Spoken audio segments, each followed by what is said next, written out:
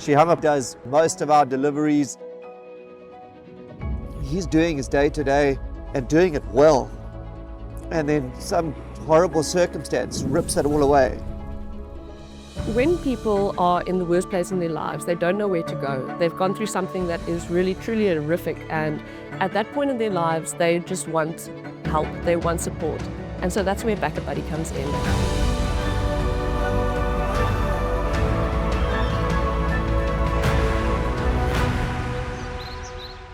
Crowdfunding I saw as a mechanism through which we speak about it takes a village to raise a child. Well, sometimes it takes a village to save a child. Through BackaBuddy, I saw we could achieve that. Patrick Schofield, born in Zimbabwe, very much a hybrid between Zim and South Africa, lived half my life here. Inspiration for starting BackaBuddy. When I was 20, I got cancer, and it was a particularly nasty form of cancer, and I spent a year in hospital. My family was able to finance that. If I had not had that backing from a family, I knew that within South Africa and many places in Africa, it would be very difficult to get the treatment you needed.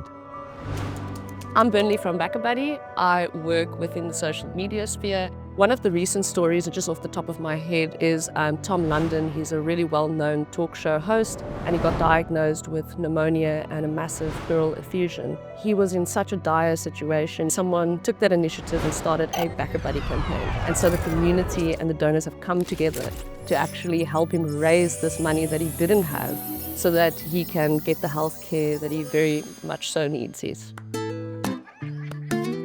We use the acronym GECKO, which stands for Generosity, Empathy, Compassion, Kindness and Openness, and that's kind of part of our core values within our internal work culture, and that's what we try to replicate towards our customers or our campaign creators and our donors and our beneficiaries. I'm Carla Isaacs. I'm the Compliance and Operations Manager for BackaBuddy.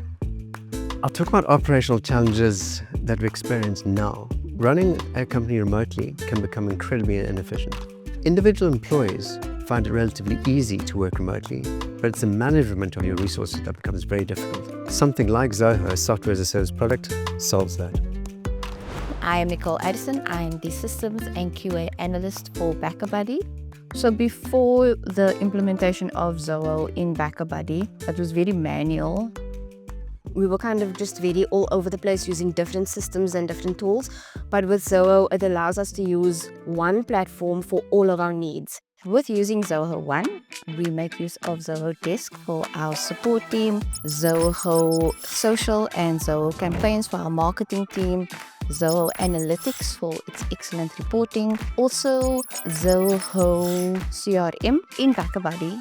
The way we use Zoho, when a campaign creator starts their new campaign, there would be a ticket on Zoho Desk. From Zoho Desk, if there's any queries, it would go over to Zoho Social. We've got the Zoho Sprints integration for our IT team, as well as Zoho Project. So I'm starting to use Zoho Projects a little bit more now, because before this, I had a document called Carla's Tasks, and that's where I would have my list of tasks that I would need to do. So now I am actually taking those tasks and moving them over to Zoho Projects so that I can keep track of when my due dates are, who needs to be focused on, or who needs to see what I'm doing. So it's just a lot more organized for me this way. It's really helped with time saving. I would say it's also helped with organization, and it's just helped to get everyone on the same page.